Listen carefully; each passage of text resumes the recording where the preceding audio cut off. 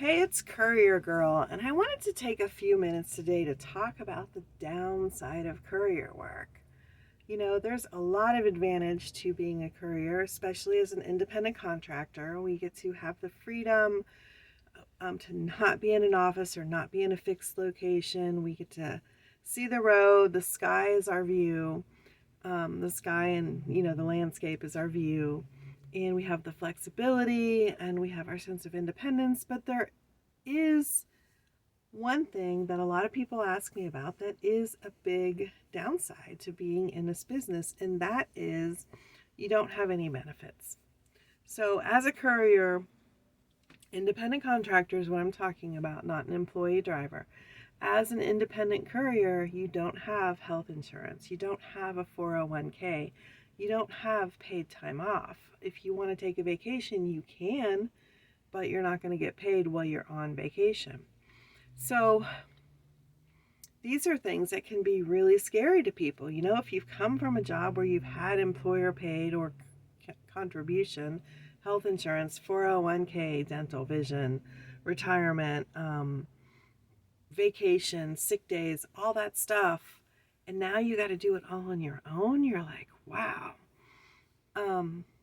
So the easiest way to deal with that as far as the benefit packages is to have a spouse who is working a job that has the insurance, has, the 401k and all that kind of stuff. The other thing is to fund it yourself. So that means you have to make more money. So that's why independent contractors need to make sure they're getting paid more, because not only do they have their vehicle costs or gas or maintenance, all that, but they also have to pay their own taxes and they have to pay for their own benefits. So you would have to buy your own health insurance. You would have to save up money so that you have enough money to cover you when you're on vacation, because you're not earning any money during that time. Maybe save up money in case you need to take a sick day so you're not working paycheck to paycheck and you're not that tight in your budget. And also start your own retirement savings plan with an investment company or something like that. So these are not deal breakers for me. I've been doing this my entire life, and so has every entrepreneur out there. But if you're coming from a job, paycheck type of a situation and getting into this, it can be kind of a shock if you don't think about it ahead of time. So just keep that in mind. See if you can do some research before jumping into this full time on how much it's going to cost, how much you have to budget.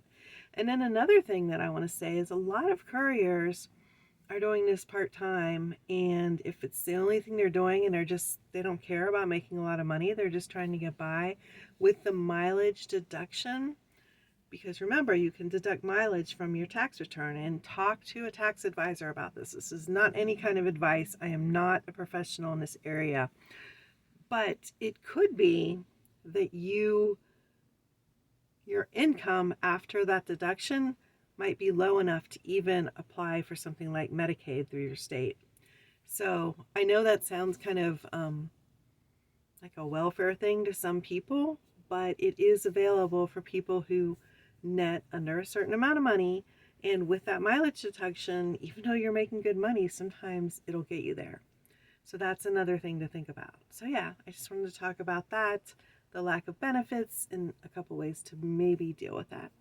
Peace out, and I will see you on the road.